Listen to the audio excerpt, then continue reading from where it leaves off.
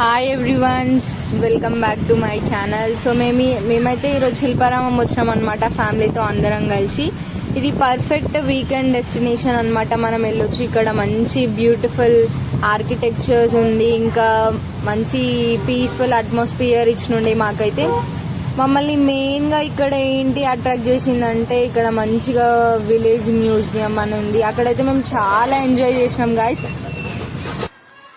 ఇక్కడ water falls కూడా evening టైంలోనే స్టార్ట్ అవుతాయి అనమాట. సో మీరు వెళ్ళాలంటే ఈవినింగ్ టైంలోనే అక్కడ మంచి పర్ఫెక్ట్గా చూడొచ్చు అన్నీ.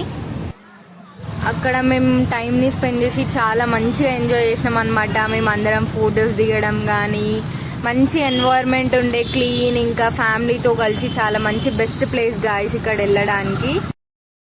అక్కడికి వెళ్ళేటప్పుడు మాత్రం కెమెరా తీసుకెళ్ళడం అయితే అస్సలు మర్చిపోవద్దు గైస్, ఎందుకంటే అక్కడ చాలా మంచి బ్యూటిఫుల్ ఫొటోస్ అండ్ పిక్చర్స్ అన్నీ క్యాప్చర్ చేసుకోవచ్చు.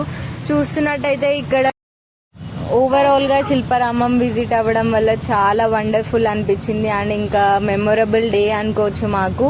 సో ఇక్కడ మనం ఈవినింగ్ టైంలో చాలా కల్చరల్గా చూసుకోవచ్చు. ఇక్కడ భరతనాట్యం, మా బుడ్డోడిని చూస్తారు కదా, ఇక్కడ శ్రీకృష్ణుడు ఇంకా రాధ కోవచ్చు, ఇంకా మా బుడ్డోడు ఇక్కడ హార్స్ మీద ఆడుతుండే అనమాట. ఇక్కడ చిల్డ్రన్స్ కూడా ఆడుకోవడానికి చాలా మంచి ప్లేస్ ఉంది గైస్. మేమైతే చాలా ఎంజాయ్ చేసినాం.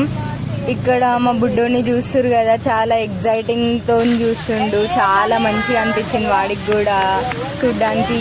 వాటర్ ఫాల్స్ ఇవన్నీ చాలా ఎగ్జైట్ చేసిండు అనమాట. ఈ స్కల్ప్చర్ చూడొచ్చు కదా. ఇక్కడ చిన్నప్పటి నుంచి శ్రీకృష్ణుడు ఎలా పుట్టిండు, ఎలా పెరిగిండు, అదంతా ఇన్ఫర్మేషన్ అక్కడ గ్యాదర్ చేసి పెట్టినారు మనకి. అదంతా మనం చూసుకోవచ్చు.